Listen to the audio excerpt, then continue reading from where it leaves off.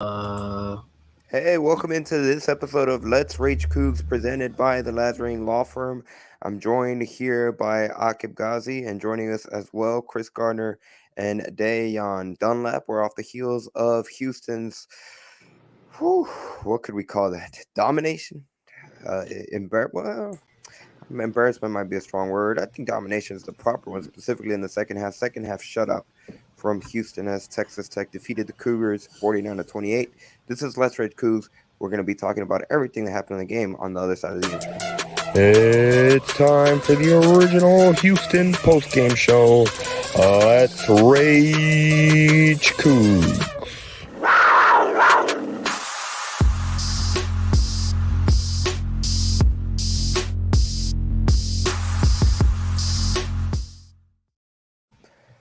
So, a lot to get into. I mean, let's just start right off the bat. Who wants to take it? What happened in that second half? Overall, from Houston's offense, they look good in the first half. Complete turnaround second half, and the defense, special teams, really penalties. Overall, it was not a good performance from the Houston Cougars. I'll go. First half, I think a lot of us, hey, this is what the offense was supposed to look like. This is what we expected. But you knew something was in the air when Check got the 100-yard kickoff return for a touchdown and then the block punt for a touchdown. And you're just like, the Cougars going to find another way to lose. First half, special teams beat them in the butt. Second half, defense. Texas Tech had two different guys for 100 yards apiece.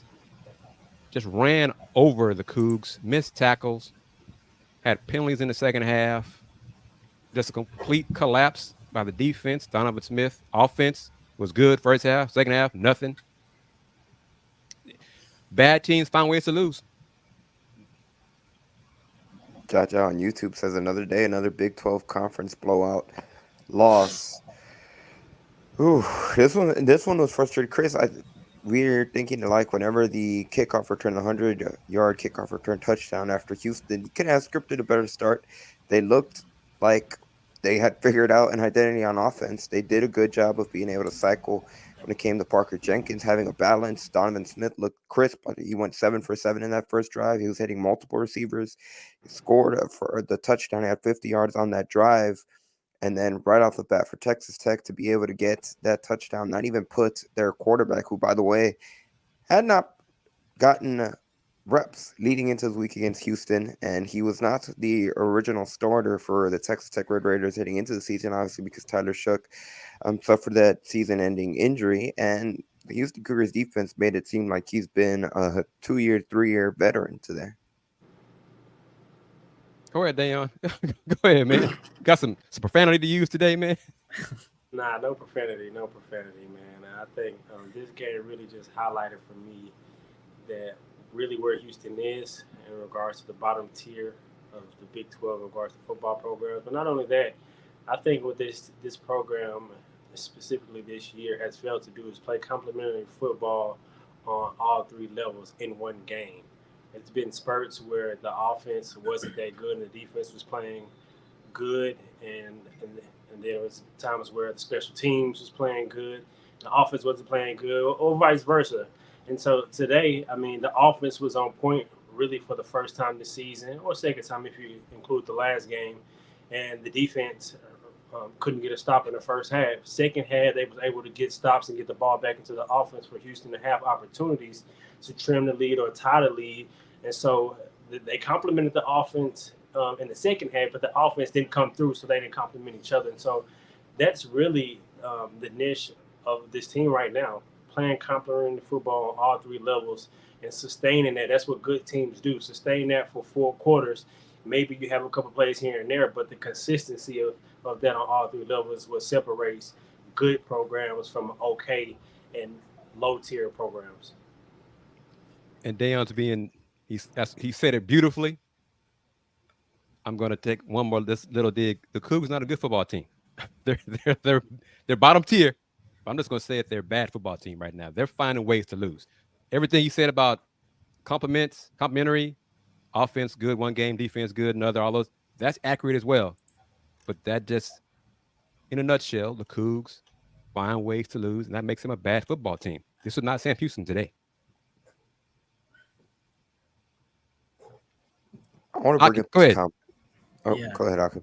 Yeah, I mean, I'm just gonna reiterate what everyone said, but then just to add to it, like when we're looking at the offense, honestly, you have the pieces. I'll disagree a little bit with you, Kris. Not too much. Like you have the pieces offensively. Like you got Sam Brown, you got Matthew Golden, who was non-existent today.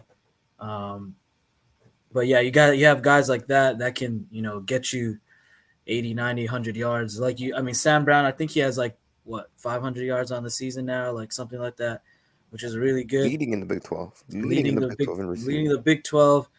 I think the only thing is like today was his first touchdown, I believe. But I mean the touchdowns were mostly going to Matthew Golden prior to today's game. But you got the pieces, and you saw like what if we play like football, how we can play in the first half. That the offense, passing, throwing opens up the game, and I felt like I don't know. Second half, we were seeing a lot of on 1st and 10, just run the ball, like same old, Yeah, second half, I was wondering where the adjustments to their defensive adjustments. Yeah, because you could tell our defense made adjustments in the second half, was able to get the stops and get the ball back into the offense, but they was able to move the ball. Certain calls, 4th and 1, he still can't get that figured out. And during that drive, we had ran 2 quarterback powers and was able to get positive yards. But on 4th and 1, you go with make it 10 on 11 instead of running the quarterback, using the running back as a blocker, making 11 on 11. And you have your big quarterback who's been falling forward all game, going for a yard. Yeah. But I mean, I agree with you, Aqib. We definitely have the talent offensively, and I think we have talent defensively, because it's just about putting it together in spurts consistently with offense and defense, and picking each other up during the game. And so I think Donovan Smith, for me, he just looked how he looked all year, which is consistent, calm in the pocket, making the throws and running when the opportunity presents itself. I think that wide receivers made more plays, because previous games he was dealing with drops. So it wasn't like he was never really playing bad. It was just today he was really on point, accurate, time, great decision makers quickly, and really on top of his game. I think it was one of his best games that I've seen him play so far this year, probably in his career. One thing that Houston did really well. One of his best halves. He was 5 for 16 in the second half. But I was going to say, I think top to bottom, 11. My bad. I was going to say 11 different receivers that caught passes in today's game for Houston. So that's what's really good. And then to add on to Aqib's point about Matthew Golden, he only had 2 catches for 17 yards. So again, that just goes to show the type of game he had. I think there's talent on this team. It's being poorly coached. Yeah. Offensively and defensively. There were some adjustments made by the defense, but the running backs just broke loose. Missed tackles. Got to get back to that fundamentals. Just missed tackles second half were just way too many. But the offensive play calling in the second half was way more conservative. And that 4th and 1 shotgun, almost every other team in football does a QB sneak with the butt push. Just push them in the butt and fall forward, get that 1 yard. Dana just seems to just be stuck on this. I'm going to go in shotgun on 4th and 1 because I know what's best. And remember last time after the during his post-game press conference, he actually called out the running back. Yep. He said we had it blocked up and it was one-on-one. It was the running back's fault. So then he didn't hold himself accountable, be like, maybe I could have called a better play, a different play to get the team in a better position. He literally blamed the running back on this position again. I guess what he's going to say. I can understand having your veteran running back, power running back in the game, but that play call, I don't understand it. But also, we can't not mention those 2 special team touchdowns. Even without those 14 points, the defense still was playing well enough to have us sustain a lead, although they gave up consecutive drives. But that 14 points given up on the special teams was really, really critical, especially in that first half. I think you take away those 14 points, you're looking at a different ball game, and that's why I said on all 3 levels, defense could have played better 100% for sure. But a lot of that, I don't think is scheme. It's just about the players making plays because they're in the right position. Sometimes they just get beat. And so, yeah, it's just complementary football. Really, the simplest way to put it in regards to putting that together on a consistent basis, offensively and defensively. Dan OB on YouTube does not agree with you. Their comment. Bye defensive coordinator. Your defense is giving up an average of 30 points in 5 games. That's not going to cut it. And I mean, those two special team score accelerated the scoring, but I'm not so sure even if they successfully get off that punt or if they tackle and don't allow the kickoff return touchdown that the defense is able to stop them. They had no answer for Texas Tech's running backs all day long, especially when it came to Taj Brooks. And he was just running over defensive linemen, running over defensive backs when he got into the secondary.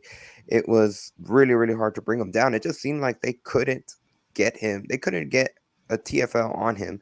Even when they met him in the backfield, it always seemed like he was able to evade it and at least get 1 yard, 2 yards. And that just went to show just overall the strong performance that he had. And don't even get me started on the other running back in Valdez, who had Valdez, 106 rushing yards. Both of those running backs had 106 rushing yards.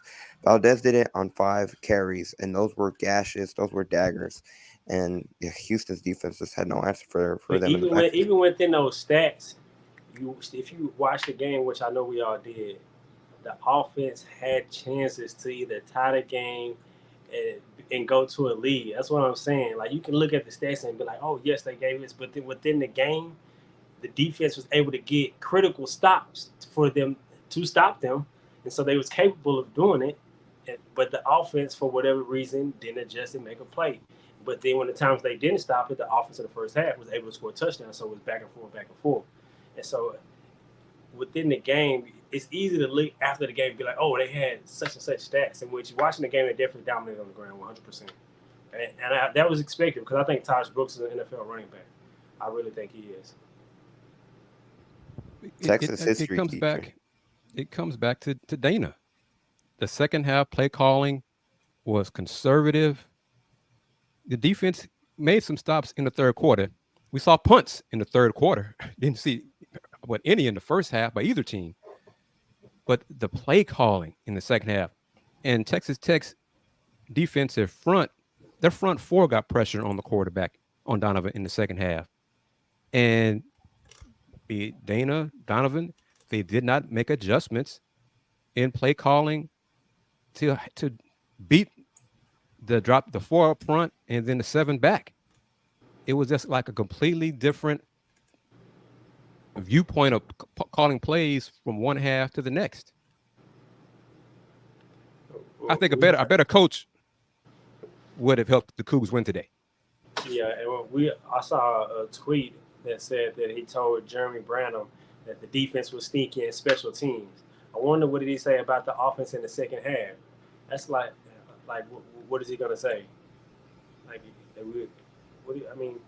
Yeah, I agree with you, Kris. I think there's numerous ways that with a different coach who can. I don't know if. Well, I don't want to say that because I don't know about that. But I agree with you, Kris, about the coach. Yeah, I agree. Do you guys think, Andy? Yeah, Andy, what was your question? No, I was gonna. If we're talking about Dana, go ahead and talk about Dana. I was gonna switch it around and go back to defense. On the topic of Dana, I think at this point, majority of fans, majority of experts will tell you it's a 2-3 season. I mean, there's still a lot of seasons left to be played, but we might end up going 2 and how many games left? 6, 7. 7 games left, right? Yep. Yeah, so we might. I'm dead serious because I think Baylor came back and won. Yeah, they came back and won. I was thinking early on when Baylor was down by 3-4, scores. I was thinking, okay, that's a team maybe UH can beat. Now that's a team that I don't think we can beat, and that was going to be probably the only team that I think we would have a decent chance of winning. We might go winless the rest of the season. I disagree with that. I don't think we're that bad because watching the games, if you go back to TCU, we can compete and we can win those games. It's just about doing what it takes throughout four quarters and win those games. It's not like we don't belong on the field with them. If we're losing to Texas. Texas Tech is going to be one of the bottom teams. We lost to Texas Tech this year, who shouldn't beat Oregon at home. This is at home, first on the road game in the Big 12. We got to put everything into. They were 1-3, 1-3 coming into this game. We lost to them Wyoming. Three scores. They lost to Wyoming and the backup quarterback. The starting quarterback, right? Backup quarterback as well. I mean, we can try to be positive, Dayon, but we got to also be realistic I'm just too. Going by what I see, I'm definitely not trying to be positive. I'm just saying from what I've seen throughout each game, they can compete, and 2 or 3 plays they're competing every ways, half. They're competing up until the first half. They're competing in a half. Let's put it like that. They compete for a half. There's 2 halves in a game. Put it together. Yeah, I agree. Got to put it all together. And see, I'm pretty sure. I'm sorry, Andy. I'm pretty sure Dana's going to say post game, we don't have the depth. We wore down in the second half, on and on, and we'll go back to it. And who's the head coach? Who assembled the team? Who calls the plays? That is you, sir, Mr. Dana Holgorsen. You are the one in charge of this team. You're the one who's putting the product out there on the field that's not playing for 4 quarters. That's on you. Baylor, I'll say this, and we're not going to know. Baylor scored 29 unanswered points. Probably saved Dave Aranda's job. That could indicate those players have not given up on Dave Aranda. I'm not so sure we get to a point, especially West Virginia. Cougs are off next week. Next game is on October 12th. That's a Thursday game. I'm not sure, because players get fed up hearing the coach blame everybody but himself for issues and losses. Dana, after a win, everything's great. We did a lot of great things. After a loss, it wasn't my fault. I called the right plays. Well, we're not deep enough. Some players be like, what is coach doing? Is he our coach or not? So what if at some point the guys are like, man, this man's not in for us, so why should be in for him? Real quickly, I could put a pin on it. This is Let's Rage Coogs, the original Houston post-game show of football and men's basketball games. Obviously, this is off the heels of Houston's 49-28 loss to Texas Tech, and you are watching or listening, depending on however you're digesting or getting Let's Rage Coogs, presented by the Lazarine Law Firm. Dan Lazarine founded the Lazarine Law Firm to provide legal representation to individuals who have been injured or arrested in the greater Houston area. Dan Lazarine understands that sometimes bad things happen to good people. Worse, false allegations are made every day. With offices in Houston and Sugar Land, Dan is equipped to handle your legal needs in Harris County and in surrounding counties, including Fort Bend County here in Texas. If you have been injured or find yourself in other legal trouble, call the Lazarine Law Firm at 281-720-8551 or visit Dan online at www.lazarinelawfirm.com for a consultation. Of course, we also like to say thank you to our secondary sponsor for today's episode, and that is Star Pizza, with multiple locations across the Houston area. Star Pizza is your go-to stop before or after the game, and based on how Houston and Texas Tech win, pizza sounds good right about now to try to put that loss in the rearview mirror. But let's get back to it. I wanted to put it up earlier. 2 Big 12 games, 0 points in the second half. I think what's become evident in these 2 games, there is a gap. Whether we want to say it's a talent gap, a coaching gap, there is a gap so far between Tech, TCU, and Houston. Well, y'all know I believe it's a coaching gap. y'all know that. So y'all take the rest. Aqib, you take it. Now I'm agree with Kris here. Like I never want to call for anyone's job and say like, oh, this guy, doesn't deserve to have a job with this football team. But I don't know how much longer like I could take. Even though he's gonna get paid out if he were to get Holgorsen were to get fired, he'd get paid out. But like, but like, does that even matter at this point? Like, it's like you're gonna probably lose majority of the games anyway, especially if Holgorsen doesn't have control of like his locker room, if he keeps making negative comments towards his own players and not taking the blame, like how short is that leash going to be? Well, but the question for the administration, because I don't believe he's going to be fired this season. I believe he should be, but I think he'll be back next season. The fans don't believe in him. Dana Holgorsen does not inspire hope and confidence in the fan base. So the Big 12, shiny new car being first year in the Big 12, is wearing off because of performances like this. It's going to get worse next season. Dayon, what team's coming into the conference next year? Colorado will be at the top of the list. With a huge Utah brand and a head coach in Coach Prime. Those fans love that man. The love will probably continue next year because it'll be their first year in the Big 12. But Deion gives them hope. Dana doesn't give Coug fans hope. And at some point, I'm not sure how long it's going to take. It is an opportunity cost. It's going to be a loss. The longer you keep Holgorsen here, the less fans are going to spend money to attend the games. And I know, I've said it for a long time, that fans, alums need to support the team, go to the game, support the players. But at some point, you got to show the administration how you feel with your dollars too. And this man is not the right man to lead this team to championships. So get rid of him. Yeah, I think definitely the fan base doesn't believe. There's no sense of hype. I don't know if he relates with the young generation, with the culture, and being able to really use the Houston culture to his advantage, to being at the University of Houston, like some of the previous coaches at Houston, to be able to get some of those 5-star recruits and just have hype around the team, the players, the program.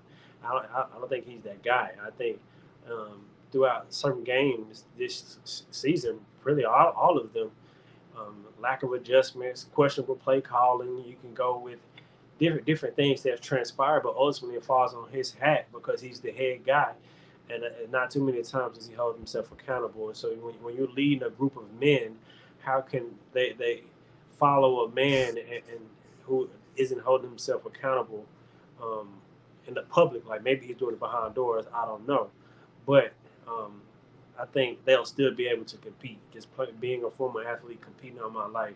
Once you get out on the field, it's about putting good tape out. You're not worried about the coach or nothing. You about representing the name on the back of your jersey. And so, but I think it's definitely with the coach. I think it's time. Like you, I never really want to say that and call for a man's job, but I got to call it how it is. And looking at the program, in my opinion, I think it's time. Writing's on the wall.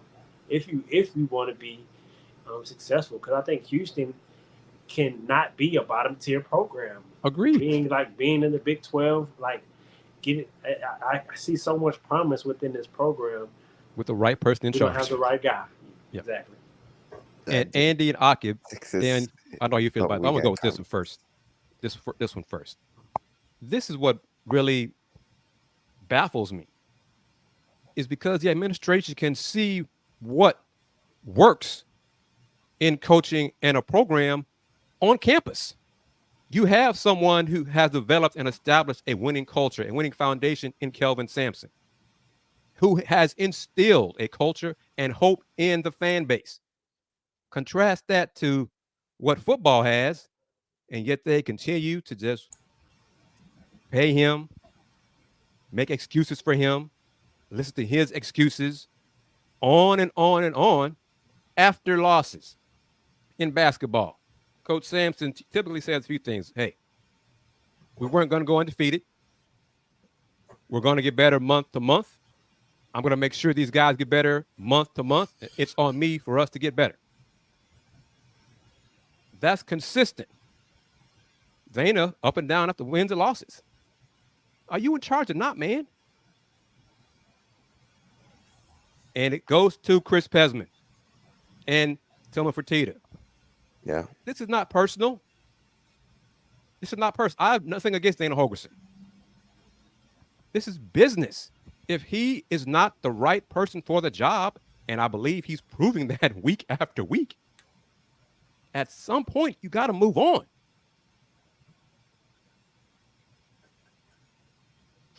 So there we go. I'm done off my soapbox now. Just to add on to your point, that Dayon, I agree 100%. There is a blueprint that the football team can not only have success, but have fans, have alumni really rally around it, because it happened in 2014, it happened in 2015 with Tom Herman, and they had a great marketing slogan with the hashtag H-Town Takeover, and that was when the program was at its peak, certainly in the modern era, and it has come nowhere near close to that in the past 4 and now a quarter and some change years under Dana Holgers. Even the year when they went 12-2, there wasn't no rallying around the program even then. Yeah, and this, what's your thoughts on this? Dana comes off entitled as if his pedigree should be enough. The fans should be thankful for him. He is collecting a check from his best friend Fertitta. I don't know if it's the truth to that, but I like this. It sounds a lot true.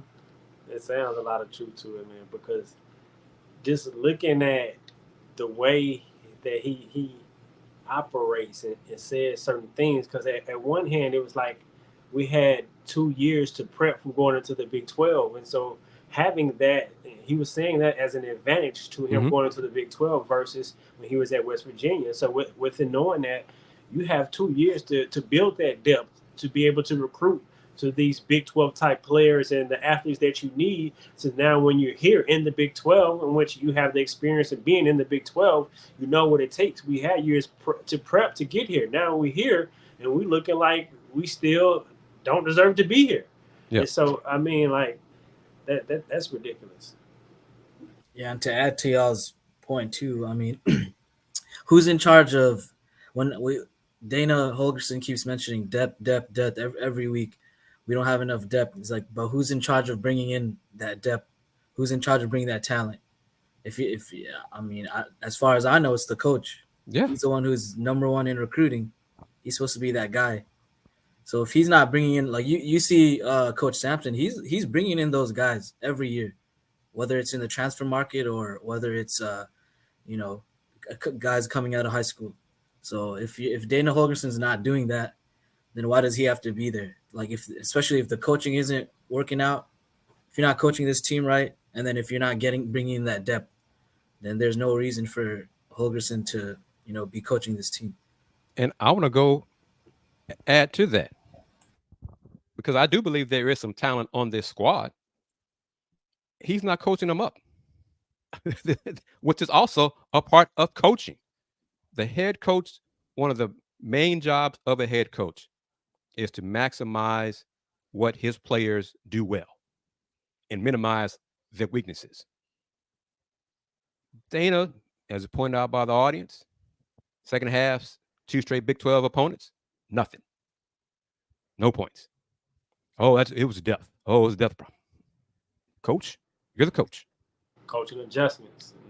Adjustments. He's the coach. Adjustments is really what it is. Adjustments.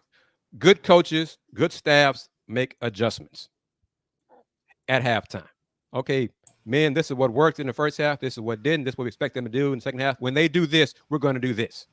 And you look at the story of this season, second halves, the defense has played well. You look at each game. Think about it. Rice, TCU, yep, Texas Tech. When it comes down to adjustment, we keep questioning the defensive coaching. Some people are. Second halves, you think about it, each game, there's been adjustments made, and the defense has played, giving the offense the ball back with a chance to do something, or giving turnovers that are giving off the chance to extra time to do something. And so, yeah, I think it's the head man that's leading it. I was going to bring up a similar stat to that Renee just put up, but Power 5 programs, period. Under Dana Holgerson, Houston is now 1-7 Power 5. If they were Power 5 programs the time when they played, so not counting Cincinnati, not counting UCF, 1-7. Of course, that win was against Auburn in the Birmingham Bowl going back to 2021. Birmingham Bowl, you're not sure. It's a win, but you're not sure how much Auburn cared about playing in the Birmingham Bowl. But whatever. That moved them to 6-6. But only one win. And that's the one. That's what Dana is hanging his hat. Dana and his defenders hang their hat on. He has defenders, Kris. He's got the right ones, Aqib. Okay, Unfortunately, well, yeah. he's got the right ones.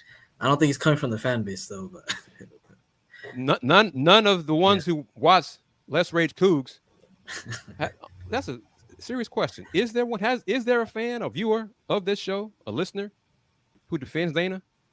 Seriously, I'm curious. Is there anybody who watches this show, listens to this show that defends Dana? Write in the comments. Write it in the comments. I will say the offense, how they look today, that's what I expect from him. The play calling, in that first half. In the first half. First half. But the second half, where were the adjustments, like we said earlier in the show? But that first half, and Donovan Smith, I think he looked like he looked all year. He just playmakers. He looked good. Yeah, I mean, first half he looked amazing. Like he looked like he could have had eight TDs today or something, 10 touchdowns or whatever, some like Patrick Mahomes type game. And then he looked like he was like coming for revenge against that Tech team. And I felt it up until like when I think it was when we missed that field goal. It's when they punt. When they had to punt. When we had to punt too, but then when we missed that field goal at the end of the first half, I thought, man, I think that just killed a lot of like momentum that we had, if we had any. And then also I'm gonna put a little, like maybe 5% blame on Donovan Smith. He was missing some key throws like in the second half at the beginning. Like he wasn't as sharp. He almost overthrew some down. Exactly. Could have been a pick six. I think it might have been twice where he overthrew receivers in that second half, where it's like it's a touchdown or you're in the red zone. So and that's the difference between being next level and just being good and steady. Yeah, he's good. Like I think we can all agree, like talent, it's there. He got a big arm. Got to be consistent half to half. Yep. He can run the football. He has all the not the intangibles, but he has all the qualities, skill sets. Yeah. The skill set. Like I wouldn't be surprised if he could still be picked up on a roster, like develop over time. Yeah, like if you see those type of with a good offensive mind. Yeah, develop his yeah. So like he could easily take up third string, in the NFL, like just with the talent that he has, and we've seen that in the NFL. Like when you give a quarterback, the right coach, right offensive line, like you can do anything with that. But yeah, he missed on a couple of throws today that I thought like could have been the difference in that second half as well. And then of course, I mean, the penalties killed him in the second half. The false starts, the holding calls. And I mentioned, and then like I'll make this one last point. I mentioned this in our group. I think it was like a 2nd and 20, and it was like 8 minutes left in the fourth quarter. We're down 3 scores, and what's the play call? Run the ball down the middle. Like I don't understand that at all. I mean, I know you're supposed to you got to switch it up here and there with the plays, but you can't be running waving the white flag. That's exactly. The white flag. That's like okay, let's hope he breaks through for like a I 20, think 30 yard run. Strategically, some of that is they got 3 down linemen and the rest in the secondary. So you're hoping that you can pop a run because you have the numbers. But not with the way our offensive line is. You thinking like maybe let me get 8 to 10 yards if I can pop one real quick, then they set me up for a manageable third down, like catching it by a field of surprise. And so like I can understand that because one of my brothers texted me during the game like, man, what the heck is that play call? And I'm like, I'm not. Well, that's what I play call. I'm just kind of under. No, and I mean that's why I mentioned like. Yeah. Sometimes you'll run that on a 2nd and 20 because there's not pressure up front, but it's at that point in the game, like, and also Donovan Smith throughout the first half, he was making deep throws, accurate throws too. So it's like, why not just, you can get checkdowns too for, 7-8 yards as well. So they couldn't guard our receivers. Like what changed? Manjack and Brown were open often. The offensive line 10 that's why 10, 11 different guys caught passes today. So but the right guard, Tyler Johnson, the holding penalties, The tackle basically he had on one of them. That was declined, but it was still a holding on him. He struggled. And if you can't block 5 against 3, when they're dropping an 8 back, it's 5 against 4, if it's 7 back, your O-line's not very good. Parker Jenkins, third quarter, what happened to him? We need to find out. Did he get tired? Did he get a little banged up injury? The announcers, surmise that Houston's not ready to give Parker Jenkins, the full load for a whole game. Okay, that's fair, but third quarter he was gone. People asking, where's Parker Jenkins? So that another part of play calling, but for everybody. Chris Pesman said a few times. He said it this summer. I think he said it early in August, right before the season started. A successful season for him, in his opinion, was reaching a bowl game. That's 6-6, basically. Mediocre. Mm-hmm. First year in the Big 12, 6-6. Did any of y'all, fans included, watching us on YouTube and X, any of y'all still believe this team can get to 6 wins with Dana as a head coach? No way. From what I've seen, I think it's going to be more likely that they go winless in the Big 12 conference schedule than they get to 6 wins. And that's West Virginia. That was kind of like the game heading into the season where that was kind of, if you're going to pick a first Big 12 win between Tech and between West Virginia, and West Virginia much more so, they've proven that they're much more better certainly than expected coming in. And you see all the comments. Renee, hell no. T.I., seriously, hell no. DPG, 3 wins max. Dizzy, busy, nope. RUFLYM, it's a maybe, probably not now. Yeah, I don't see no chance. I mean, they would need 4 wins. Like, who are they beating? Potentially Cincinnati. I wouldn't. Cincinnati. I definitely wouldn't say I believe, but at the same time, I wouldn't be surprised if they beat some of these same teams you mentioning, because they're at the same level of some of these teams. You look at some of these, it's going to be a competitive game unless Houston gives the game away. When I'm watching these, it's not that separate in regards to the level of where they are in regards to win. They can win some of these games if a couple plays go here and there, and that's why I don't believe. I want to be clear on that. But at the same time, the way some of these games are going, a couple plays go their way, I can see them winning some games that right now when we're talking, you can say the school name, you're like, oh, they might not win that game. And so I think it's possible. You're going with and it's fair, you're going with on any given not necessarily. Saturday, I'm just going by my eye test because they're good enough. They should have beat TCU, in my opinion. Watching that game, they should have won that game. Watching this game, I can't say they should have won this game, but I think they should have beat TCU watching that game. So that's a Big 12 team. I just think they gave that game away at home. That's what I'm saying. Another team at home, who they play? West Virginia. They can beat West Virginia. They can beat Cincinnati. They can win these games. I'm watching it. And so that's why I don't believe. Yeah, I want to be clear. I think they show flashes. Yeah. But they can, I had no confidence that they could string it together, because in order for them to have actually been in a conversation against TCU, it would have been if the offense looked like how it did in the first half today. Same thing. In order for them to have been able to beat Tech, their offense needed to be consistent. And if they're not consistent. In that TCU game, all the offense had to do was score a touchdown off of turnovers. We got 2 turnovers and we didn't score a touchdown. We didn't get no points. The likelihood of that happening in another game isn't that likely. Let's just say it does happen, they score touchdowns, and it's a different ball game. That's why I'm saying, watching these games and remembering it, it's not like they just get blown out the water, like they just trash, just sorry. So they have no chance. Nah, they got chances against these teams like the Baylors and the West Virginians, and I don't know about Texas, but not I don't know about Texas. But like I'm saying, some of these other teams, I would keep it 100. They can win these teams. They not that far off from some of these teams. Just watching the game and how the game's going, it's just about maybe Dana or somebody, you know what I'm saying? Maybe something happened and they can do it. See, but I don't believe that. I want to be clear on that. Yeah, fair. This is the concern that I have, really, for the program. This team is in next West Virginia. Dana ruined West Virginia. He did. And now he's doing the same thing to Houston. Why do you say honestly, he's West you Virginia, ask Chris? West Virginia fans, were they happy to see Dana go? Nope. Nope. Very, very, very. It's almost like here. It's Were like, they sad to see him go? nope, not at all. Not at all. A lot of them, talk to them.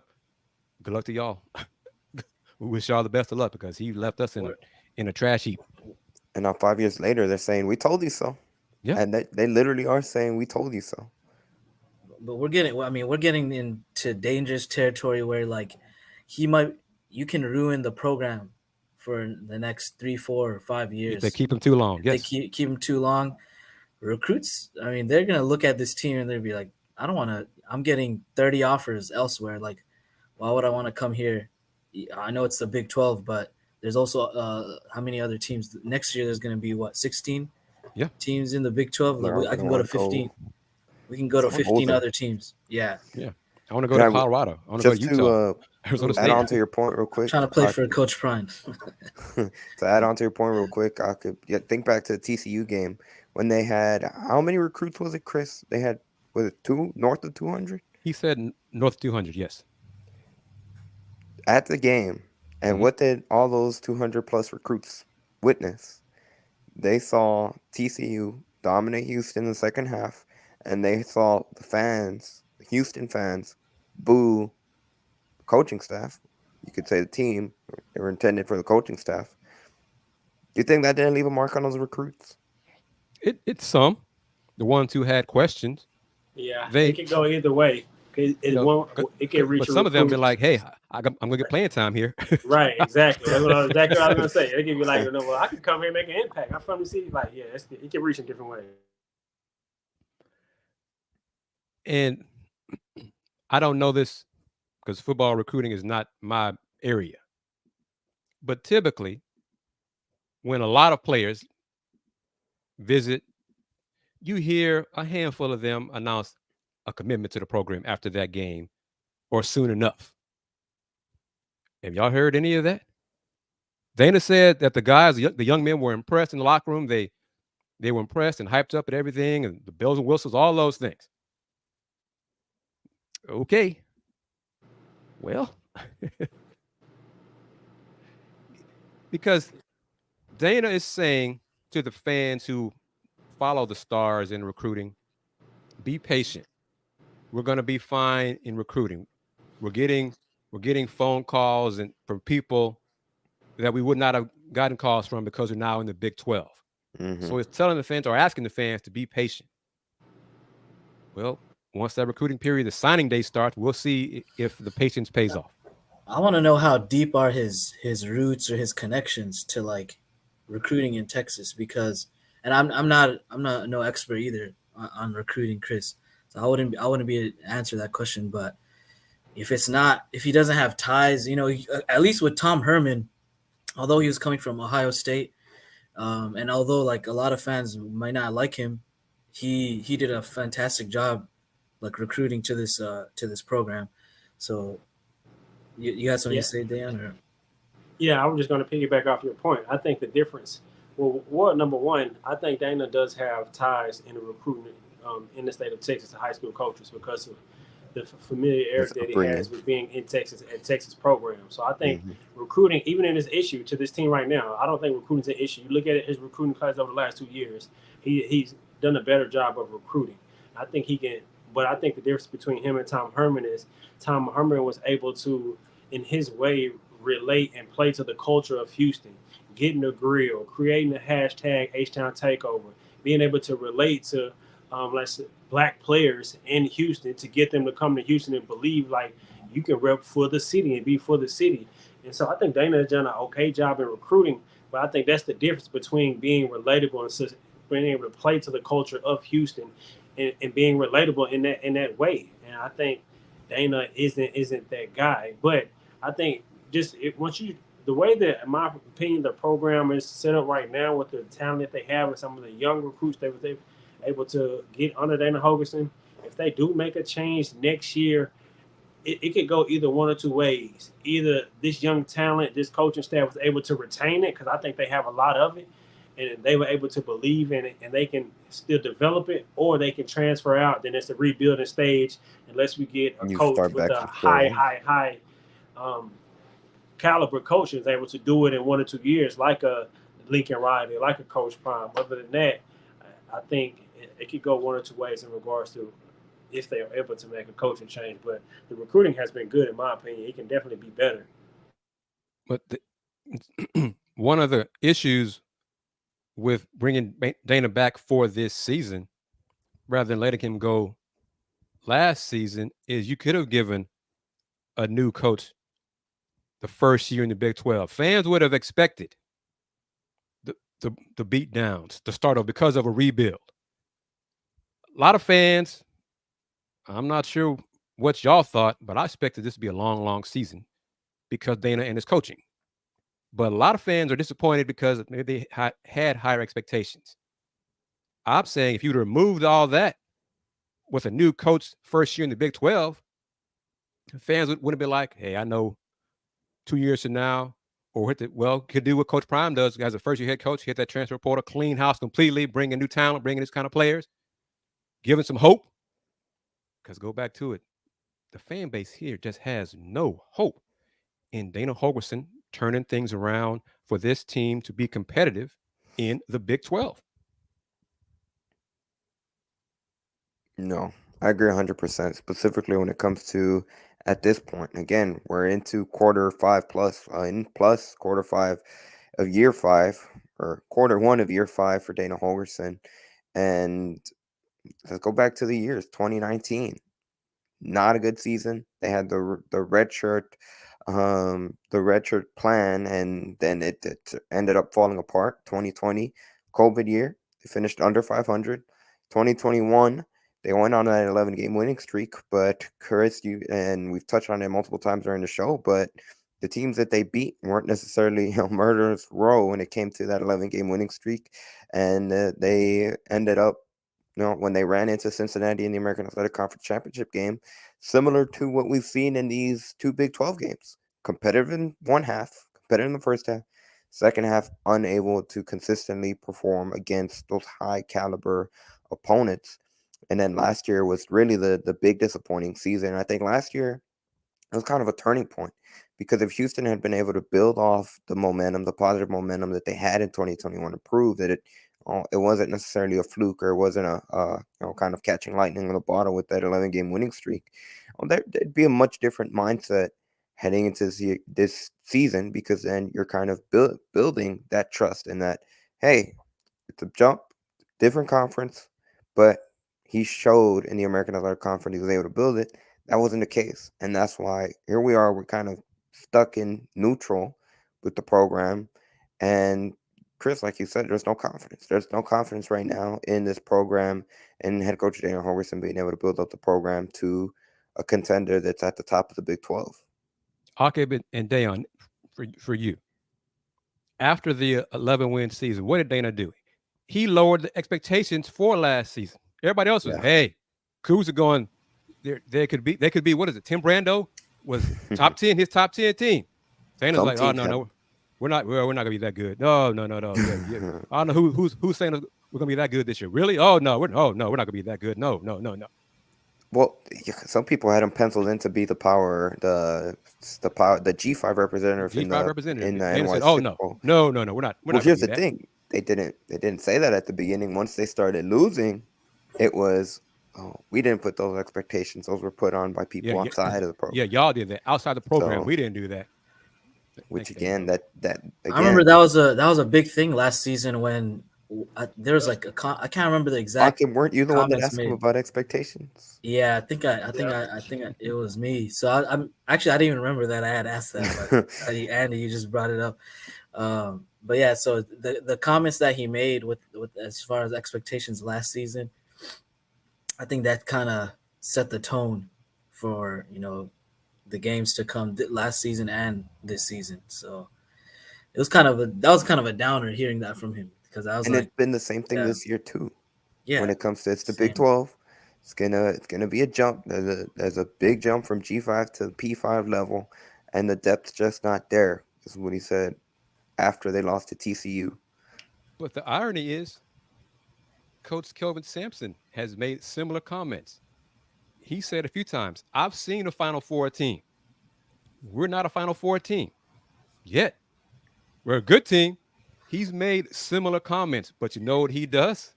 The team gets better almost game to game. But he also, but Kris, Coach Sampson has never ever said anything with our depth. Oh, he would say, like, we'll have banged up. Obviously, we'll have guys injured, and he'll say next man up mentality. But I've never once heard Coach Best Sampson example, mention the team that was devastated with injuries. And what did they do? They found a way to win. To win, into the tournament. Of course. And that comes back to culture and coaching. And if your players on this Holgerson team, like, what are you saying? What are you thinking in your head when your coach keeps week after week mentioning depth? That means he's saying that you're sorry, basically. And you're not good enough. Yeah, you're not good enough to make up my mistakes. My lack of adjustments from half to half. That's what he's saying. Dayon, you're not in agreement. What do you think? I'm in agreement. No, I agree. 100%. But let's digress a little bit. We focused a lot on the coaching staff, but let's focus on this season in particular. They've reached their bye week. They're going to face West Virginia October 12th, Thursday night game. The biggest, where they need to improve from here is consistency. How do they become consistent? That's the big question that they have to find. The coaching staff has to find the answer between now and October 12th. And I'm not sure how that happens. Curious to get your thoughts. Tackling first and cutting back on the penalties. Just the penalties. I think at key moments, at key stretches. That's where I was going. I think in the first half, they had one or none. But second half, they came at bad times. Which goes back to our main point as a group. They're not consistent half to half. Offense, defense, penalties, tackling. That's what they got to pick up. They got to be consistent with the overall game. It's a 4-quarter game. They got to play well, quarter to quarter. And right now, they're not doing it. They got some time to get their minds right and get ready for that game on October 12th on that Thursday night. And it's going to be the Cougs blackout game, everybody. So wear black if you're going to go. Just emphasis on inf. Yeah. Kris. It'll be a 6 p.m. start. Yeah, 6 p.m. start on a Thursday. That's going to be on brutal. ESPN? No. What is it? I think Conrad put it out. Let's see. Just send it. FS1. That's even worse. Well, that might get some fans to come to the game. Because fans may not have FS1. Some. Well, today's game was on FS2, so. Yep. But how many fans will be there? 30,000. That would be the announced. I was going to say, that'll be the announced attendance. How many will actually be there? For the first quarter, I think it'll be pretty empty. And I'm not sure how much more it'll fill out. And when it comes to the actual on-the-field product, that's the consistency is the biggest. Today, special teams just killed it. It shot themselves in the foot, which is Texas history teacher says 30 fans, and that's it. Which has been a surprise. The one consistent bright spot for the course of the first 4 games for Houston had been special teams. Yep. And I think the one that's really gotten the shortest end of the stick is the kicker, Jack Martin, because he's missed 4 field goals or 4 or 5 field goals. All those field goals that he's missed has been 50-plus yarders that they've asked him to convert, which it's a tough position to put your kicker in consistently. But kickoff return, there was a lot of, Kris, like you mentioned, a lot of just arm tackles, both on defense and on special teams, where there's a quote right there. I'm pretty sure that's either from Baldwin or Duarte or whoever's. That's from Joseph Duarte. Yeah, Duarte, the Chronicle. Good in the first half, not good enough in the second half. Second time we got worn out in the second half. That's Big 12 football. We've got 7 more games. You said it, Dana. You're the coach. It's almost like he coaches to make it come true. Well, we're going to wear down in the second half, so I'm going to coach less aggressive like I did in the first half to prove myself right. That's what he's doing. Yeah. Well, we're going to do some strange things. I'm going to do some strange play calling. I'm not going to be as aggressive in the second half because I know my guys are going to be tired. And okay, then, all right.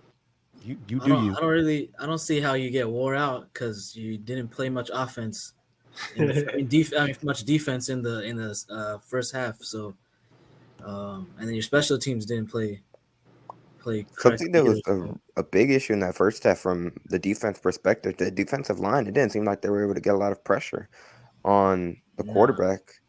And in the second half, when they were able to get some stops, they were able to get a couple of good hits on the quarterback. But the biggest thing, again, goes to missed tackles, which we've touched on this all of last season. It's been a consistent issue dating back to the beginning of last season. Missed tackles, penalties, and today it's very, very terrible execution on special teams as well. Inability to have a consistent run game. If it wasn't Parker Jenkins, it was a struggle for the other backs in the backfield to consistently run. Here's a lot of holes to fill. I'm going through Duarte's timeline and a comment from a fan. Let's see. A couple. That's Big 12 football about the comment we just posted. That's Big 12 football. But schools like Wyoming don't have an issue with it. Well, one was on the Big 12. I know what they're trying to say.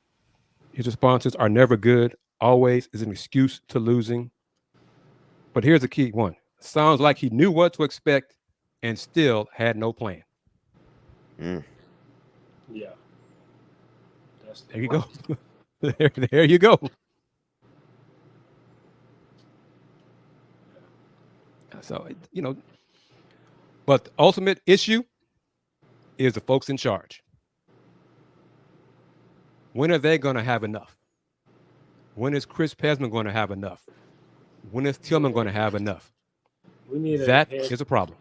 We need a head coach that's going to come in and demand certain things that's obviously wrong with the program, like Coach Sampson, from all the way to marketing, all the way down to all those areas. Game day ops, marketing, all of it. We need someone that has a vision and know how to execute it and realize the gem that Houston is within the city and be able to get it to those heights that it's reached before. And be able to capitalize on the talent in this city, yes, the resources in this city. And I'm going to put it out there in these last minutes of Let's Rage Coogs. Kris Pesman, someone at UH Athletics, dropped the ball big time. Now that we see the Rice Owls selling officially licensed Love You Owls, Love You Blue Rice Owls merch. Officially licensed stuff. Yes, I know UH fans can get the not official, the bootleg stuff. I know that. But Rice is selling officially licensed Rice Owls Love You Blue merch. I'm not even mad that they copycatted when it comes to like the Love You Blue. They copycatted, but they did it better. They did it better. Executed better. That's why I'm not mad. They executed better, but their merch is trash. The way it looks is ugly. Well, they did execute a plan though. Trash merch is better than no merch. But see, that's what I'm getting to is that's only if it sells, because you can lose money by investing in it and it don't sell, and then it's a loss. True, but I think it's selling. I think it's selling. Yeah. It may not be long term, but it goes back to UH dropping the ball. Because one report was the Titans didn't allow it. Well, then you work out and talk to the Titans. What can we do to make this work so we can sell this merch? That should have been done in June, July, August. Because I think the quote that Duarte wrote weeks ago, we wanted to get it out there because we knew another program was going to do it. We wanted to be first. Well, you did it first, but then you couldn't even make it available for purchase. And you failed to capitalize on all that hype and interest that fans and non-fans wanted to buy because of how it looked. Where could I buy that? Oh, you can't. What? Rice got like no national media coverage over that, just because Houston did it first, and then like Kris, you've been harping on it all season. Like we just totally dropped the ball on that one. It's And unfortunate. DPG makes two good points. It's not the best looking deal, and Rice doesn't have a fan base to sell it to because they're going to struggle to draw fans at Rice Stadium. Rice does not care about football. Agreed.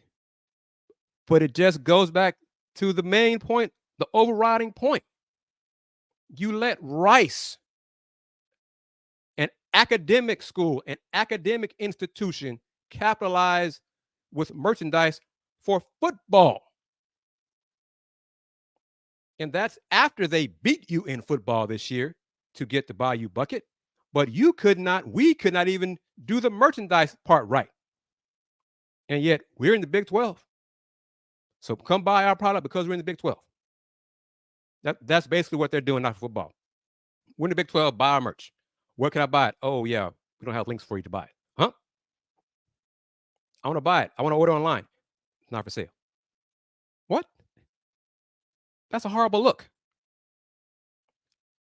When Garrett Classy said in that interview, well, Kris is right now, it's not available for purchase.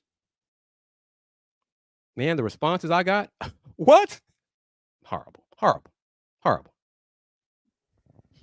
Real quickly, I'm working on getting. You could have footage from Dana Holgerson. It's currently loading, so we could hear that before we completely wrap up. But I do like to give a shout out to our sponsors. Beginning again, this is the Let's Rage Coogs, the original Houston men's basketball and football show. We have a new tagline here at Let's Rage Coogs, presented by the Lazarine law firm. Dan Lazarine founded the Lazarine law firm to provide legal representation to individuals who have been injured or arrested in the greater Houston area. Dan Lazarine understands that bad things sometimes happen to good people. Worse, false allegations are made every day. With offices in Houston and Sugar Land, Dan is equipped to handle your legal needs in Harris County and surrounding counties, including Fort Bend County. If you have been injured or find yourself in other legal trouble, call the Lazarine Law Firm at 281-720-8551 or visit Dan online at www.lazarinelawfirm.com for a consultation. Of course, we also like to say thank you to our secondary sponsor for today's episode, which is Star Pizza, with multiple locations across the Houston area. Star Pizza is your go-to stop before or after the game. Be sure to visit them online as well so you can order ahead and not even have to worry about the line up front following a Houston Cougars game. Still working on that video, but just no overall, worries. looking I want ahead. to say this, if I can, Andy, real quick before we go into looking ahead. It's getting to a point, Dana Holgerson is going to hurt the bottom line for the program. He's getting to that point where people aren't going to buy tickets to see them play, to see him coach the team. Let's put it like that, to see him coach the team. The merchandise failure is on Pesman, whoever, and that's going to hurt the bottom line. UH, for its first year in the Big 12, is doing a piss poor job of capitalizing on its first year in the Big 12. Agreed. 100%. 100%. Hands down, top to bottom.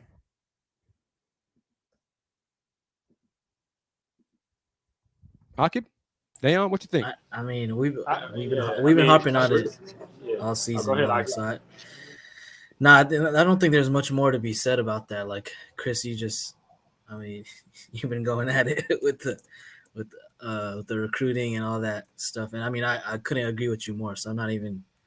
There's nothing to add on to that really. Like it's just too many things going wrong, and like you from an internal perspective, like recruiting is not doing well, and then your coaching staff or your coaching is not going great either, and then externally, I mean I think at least we're bringing in money.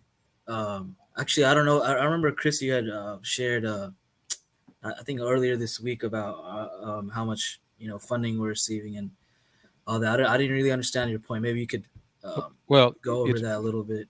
Yeah, the Bearcats, Cincinnati had their first year in the Big 12 as well. They've raised $100 million in 9 months quicker than they had projected for their facilities, for their upgrades, things like that. Whereas the Cougs Houston Rise campaign with the Hope plan to raise $150 has raised $70 million in more time than the Bearcats raised their $100 million. Yeah, I mean, but that's also with Cincinnati. I think they've had a good couple of seasons these past few seasons, so that helps for sure. They got a new coach too. They got a new head coach. They got a new head coach too. But they had such a good season. They lost their head coach who went up to a better program. Yep. And they are capitalizing on the previous success under Coach Fickle, and now they're taking their lumps this year with a new head coach in the first year in the Big 12. Well, the Cougs could have been doing that same thing, taking their lumps with a first-year head coach in the Big 12, yet they decided to bring back a guy who the fan base doesn't have faith in, didn't have faith in him last season, but they brought him back anyway. Yep, man. I think, like you guys said, we said throughout the show, they dropped the ball from many different areas, from marketing to all those different areas that we mentioned throughout the show. And it's sad to see because, like I just said a second ago, the gem that Houston is, from all the resources within the city to the culture that can be able to relate to the young generation, the young athletes in Houston. And like it's so much, and Houston can be such a prominent school in all sports that if they had the right man in charge with their administration backing and doing the proper things, maybe they need a kick in the butt and need a head coach to kind of demand, like, we need to do this, this, and this so they're able to get to the next level. You know who does that? You know who does that? Kelvin Sampson does that. right across. But yeah, I don't think it's been just. I'm gonna make one last point. I don't think we've been short of resources. I think of course we could do much better raising funds, but I don't think it's been like completely awful. Like at least they have projects going, things of that nature. I'm not gonna try to give them credit, but it's not as bad as Dana's doing less with more. Yeah. A lot of coaches. Yeah, exactly. So it's not as bad as how our marketing has done, how our recruiting, how our coaching. I think those are like the biggest of all issues. But I don't think the resources, raising funds, I don't think that has been like horrible. I would say. I think it's been just okay. It's been on the topic of Dana Holgorsen. Let's hear what he had to say. Here we go. Dana, first half, second half, offensively. Yeah, not good. Good in the first half. Not good in the second half.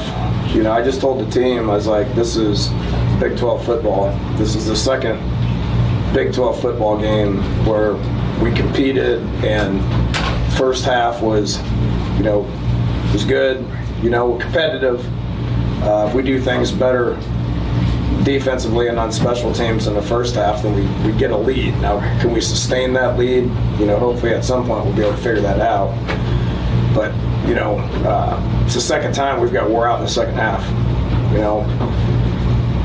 It's Big 12 football. Got 7 more of them, so, I don't know what it is. We will assess it on Monday and, get a week to figure it out.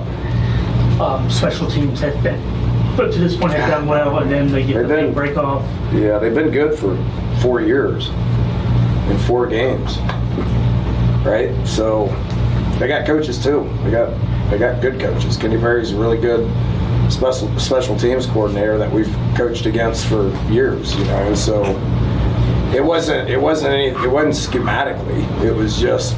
They got after us. Their specialists were incredibly good. They did a better job of kicking and blocking and tackling. you know, and it was as bad as we've had since we've been here. Did you line up differently on that punt? Did y'all have? We did not. Okay. We did not. I mean, that kid made a good play. You know, the op time was a little slow. The left wing didn't hold his ground. I mean, there's several things that happens. It's the first punt we've had blocked in 5 years. It's not our scheme. You, from Donovan coming out, I mean, you talked about getting the offense fast start. You guys get that. Was it, other than the wearing down second half, did they do anything? It looked like there was maybe some more pressure on him, or did you feel like it was just allies up to? They quit pressuring us, actually. We hit them on, they pressured us a couple of times, and we hit them on some big plays. We had opportunities to make a couple of big plays in the third quarter, and we did not. You know, I thought Donovan hung in there. You know, as the game went on, the pocket started collapsing. He started getting uncomfortable. You know, did we wear out? I don't probably. You know, did they turn things up? Probably. They've been playing Power 5 football for a long time here, you know, and they have Power 5 bodies, a lot of them. They're well coached. They needed a win, you know, so, you know, this one meant a lot to them. You know, we got to do better. You know, I thought we had a good plan. I thought we came in, we were ready to play. First half, you know, was pretty entertaining. Just didn't get it done in the second half. From a defensive standpoint, Dana, they broke off some explosives. There were some plays that they broke a tackle. It's missed tackles. Yeah, it's missed tackles. It is flat out missed tackles. It started on the opening kickoff, which is full of all defensive people. We missed a lot of tackles, and there's plenty of blame to go around. I mean, look at me and blame me, and coaches and offense and defense and special teams. There's plenty of blame to go around. But to answer your question, it started on the first kickoff. We had missed tackles on the opening kickoff, which was a heck of a kick by Jack. It's 2 yards into the end zone by the pylon. I mean, that guy's got to go a long ways to get out. We could have had him pinned inside the 10-yard line. You know, I mean, it's missed tackles. It's bad. Didn't get stuck on blocks, not getting off blocks, and then just carried over defensively. Where the entire first half we were stuck on blocks, and we missed tackles. You know, they started going into 4-minute mode a little bit, so we got a couple of stops, but then we decided to quit missing tackles again, you know, so that's disappointing. So that was Houston head coach Dana Holgorsen. We saw him on the screen that some people noticed how he was whenever he began the presser. He just seems, this game was really, really draining for him. Seemed defeated might not be the right word, but that's the one that pops into my head hearing him speak. Missed tackles. That's the number one thing that he just emphasized. And again, this comment right here. Stuck to me. We also needed a win, Dana. Yes, that's what I was literally going to say. He said that this game meant a lot to them. And the implication of that is that, oh, I guess this game didn't mean a lot for Houston, which it should have. It haven't won a Big 12 game yet. Dana Holgorsen hasn't beaten a Big 12 opponent since he's been at Houston. The thing that stood out to me, what he said was, this is Big 12, and we got wore down. At what point did they know you got out-executed in the second half? They did a better job at executing to the adjustments that they made, and that's how you won. It wasn't. And if it's that you got wore down, well, that goes into the coaching and your strength and conditioning. Are you not properly preparing them so they can sustain the fourth quarters? You have the experience of knowing what it takes to win in the Big 12 and the preparation that they need. So, I mean, why does he keep saying that? And then at one point he says we had years to prepare for being in the Big 12. Like, stop. That's an excuse that he needs to quit using. Watching that game, they got wore down. No, they out-coached you. They out-executed. Offense didn't execute well enough in the second half. Defense got stops in the first half. They didn't execute in the first half. And so, complementary football, the team has to complement each other in key situations and then execute in those situations to make it a competitive game and win those games. I can make a comment if you got to go ahead or not. Go ahead, man. Yeah, I mean, it's same old every week. Like, it's like the excuses. Even when he mentioned the blocked punt, he said, "Oh, we haven't had a punt blocked in 5 years." I mean, I don't know I guess I'm gonna assume it's true that we haven't had one It blocked, wasn't scheme, Aqib. Was it but yeah, schematic? that's He that made was sure that I was gonna pointed out. say, like, Made sure that was he's pointed out. saying that's exactly what I'm trying to point out. Is like he said, "Oh, it wasn't scheming." That's like been the theme, like these last couple of seasons. Is like it's never the scheme, it's never the coaching, and he's always just pointing fingers at the players. But yeah, that's the last thing I'm gonna say about the coaching, because I know we've been harping on that, and I gotta bounce here. I heard, man. Yes, Thank you sir. very No much for your worries input. out You there. take care. We're gonna wrap up in general, but I just want to say this. This is my final comment, and then y'all can wrap it up. At what point are Dana's Chris Pesman, Tillman? At what point are they going to ask Dana? You keep saying this is Big 12 football. We lack depth, but you're the coach. You're the one who assembled this team. When are you going to take responsibility for the lack of depth that you assembled on this team, Dana? That's the problem, because they won't ask him that question. so that might They be too hired late. him because he had experience in the Big 12 and knowing, and so like, man, it's ridiculous. Really, that they hired him because it was almost a guarantee he wouldn't go elsewhere after. That too. Especially after, not too far removed when what happened with Tom Herman.